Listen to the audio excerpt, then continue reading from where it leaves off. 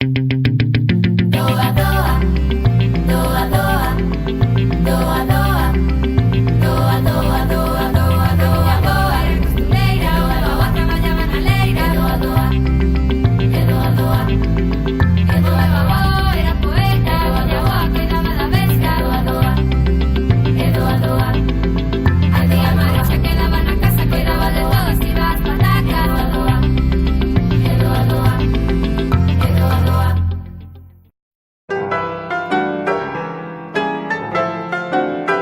Alégrome que ao recibo da presente esteas ben.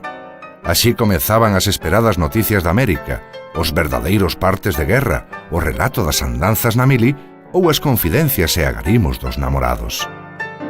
As cartas eran o acontecemento ilusionante que superaba as ausencias e mantiñan doa a doa a esperanza do reencontro. Quen non sabía de por sí, pedíalle a outro que as escribira, e chegaban, tarde ou cedo, pero chegaban.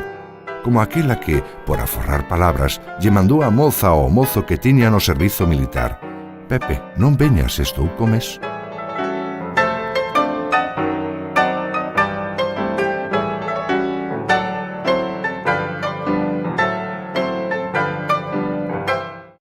Poñían sempre. Quiera Dios que el recibo destas letras os encontráis bien de salud, quedando la mía bien. Cando marchaban a cualquier parte, pois se pillan unha carta ou unha postal. Eu teño muchísimas postales e guardadas, calquer día tiro con elas. Era moi bonito aquelo de escribirte, estar esperando que chegara o carteiro, a ver se che traía carta.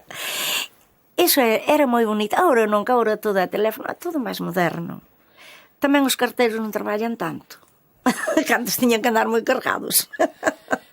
Entón, era mandar recados. A mí por un veciño, por unha amiga, mira, se ves a fulanito dillo este, se ves a menganito dillo outro. Ai, mira, vas a tal sitio, sí. Ai, por mira, se fala, favor, mulher, de paso que vas darme este recado fulana, di este ou outro, sí. Ou se cadra se mandaba un neno pequeno da casa, vai alá, a tal aldea, dille tal, que veñan aquí, ou que fora. E iba o neno a levar o recado, ou íbamos, que eu xa teño ido de pequena a levar recados. Eu teño escrito moitas cartas ás miñas amigas que non sabían leer, e viñan xunto de min para que escribira as cartas para os mozos que estaban na mili.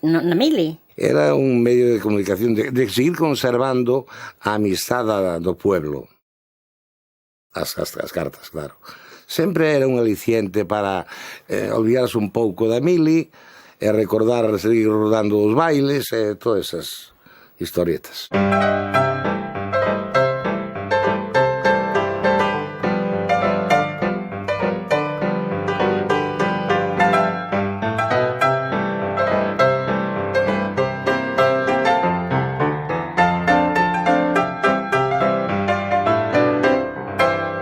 Pois empezábamos a carta, poñíamos o número do día, e do mes, e do ano xa. Cuando recibas esta, espero que estés bien de salud y no sé cuántas cosas más y tal. Y luego entrabas ya en lo serio, ¿no?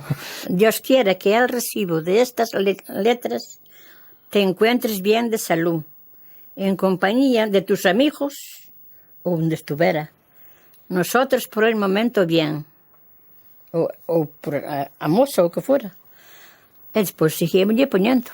Bueno, cada un despedíase según lle parecía, pero sin máis que dicirche, un fuerte abrazo para todos e moitos bicos e así cousas moi bonitas. De despido, con un fuerte abrazo, un beso de corazón e listo, fulana de tal. A min censuraban as cartas. E pois cando chegaban xa mas daban abertas. Tamén, cando foi o de África, despois xa non. Despois xa no 60, xa se cortou eso, pero no 58 eran as cartas, todas eran censuradas. Eu non lle escribía porque non sabía escribir. Non sabía ler nin escribir porque nunca fun a un colegio. A que non sabía escribir, pois sempre tiña unha veciña, unha amiga, unha tal que ya se escribía. Algúnas veces pedía a meus hermanos que me escribiran, sí. Doa, doa, doa, doa, doa, doa, doa, doa, doa, doa, doa, doa, era costureira, doa, doa, traballaba na leira, doa, doa, e doa, doa. Eu acórdome que xa éramos mozotes, eu máis meu irmán, e meu pai marchou para o Brasil.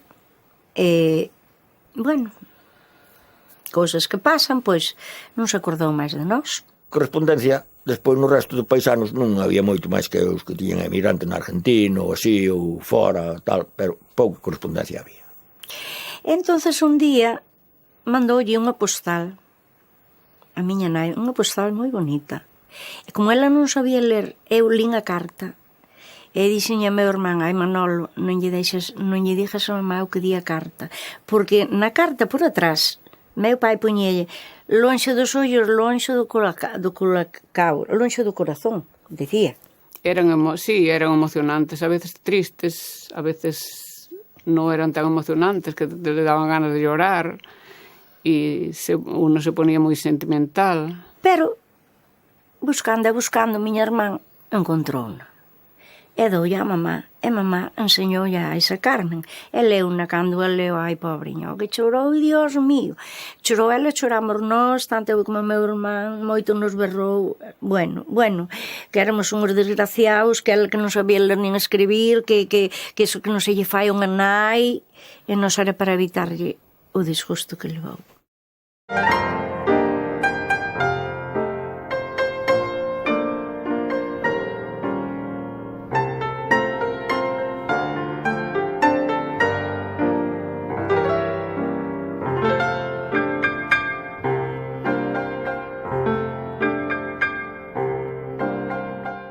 Correos, ou se había unha oportunidade, unha persona que fora para lá tamén se lle mandaba por van, pero polo regular correos. El correo había que entregarlo en mano a la persona responsable, mayor. Por debajo de la puerta estaba totalmente prohibido. Eso era una prohibición, en mano y a la persona responsable. As cartas ali chegaban sempre con retraso. Ali non había comunicación. Tiñamos o correo, chegaba pola noite e salía outro día pola mañá. A lo mejor escribías la carta a Caracas, a un pariente que tenías en Caracas o en Buenos Aires, ¿no? Entonces echabas la carta y tardaba esa carta, pues podía tardar bien 15 o 20 días en llegar. E as cartas iban e viñan, eu creo que en barco tamén, claro. Os correos de avión me parece que todavía non existían nas miñas épocas. A la semana siguiente contestaba, otros 15 o 20 días para volver, o sea que a lo mejor pasaban 35 o 40 días en recibir contestación a la carta que habías enviado. As cartas a min traías o coche de línea. E o coche de línea nas traía pola mañán. Pola mañán recollías para Santiago as que había. E á tarde traía as cartas para repartir. Doa, doa, doa, doa, doa, doa, doa, doa, costureira, doa, traballaba na leira, doa, doa, e doa, doa. Os telegramas tamén había algún, pero daquela había poucos, Sabe que nos tiñan os que tiñan alguén a navegar. Eses tiñan os telegramas, pero dos servicios non mandaban telegramas. Se viña o carteiro correndo co telegrama a casa, era bueno... sentíamos un telegrama, xa levábamos un susto pensando que alguén que tiñas fora ou eso que che morrera ou calcar cousa. Os telegramas eran para cousas malas sempre. De mortes que avisaban era o único aviso máis urgente que tiña, teléfono non había. Entonces mandaban un telegrama e había que entregalo rápido porque se o enterro era mañán e viñan chamando para o enterro. Telegramas mayormente para mandar alguna mala noticia, unha noticia moi rápida, senón eran para o que eran os telegramas. Había que pagar, claro, e puñer o telegrama e xa escribíanche todo ali na taquilla, había xa para esos en correos entrabas e cada taquilla tiña seu nombre para certificados, para recibir paquetes, para mandalos, para todo, cada taquilla tiña o seu traballo. O telegrama había que levarlo á casiña, unha carta urgente á persona, como é agora. Eso xa daquela,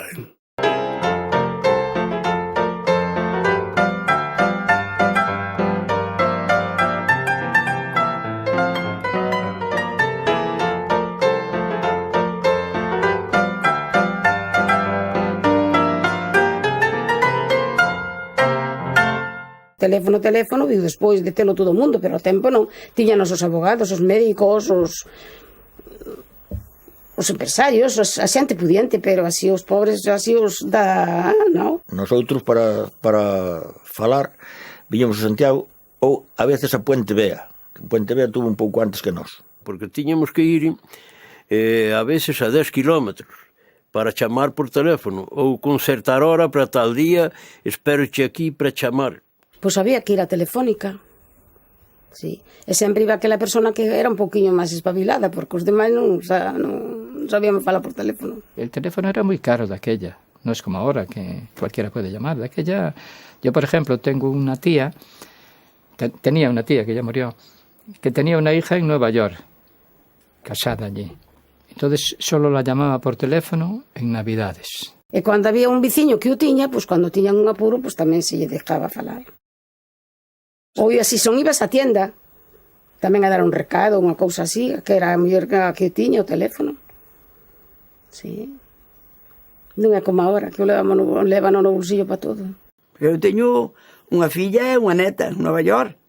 E agora con isto das tarjetas, pois é unha maravilla. Non faremos a hora do móvil, porque o móvil para estas personas que xa temos uns aniños, encontramos isto con moita eficacia. De dicir, desa casa fala con usted, fala a Madrid, falas a Nova York.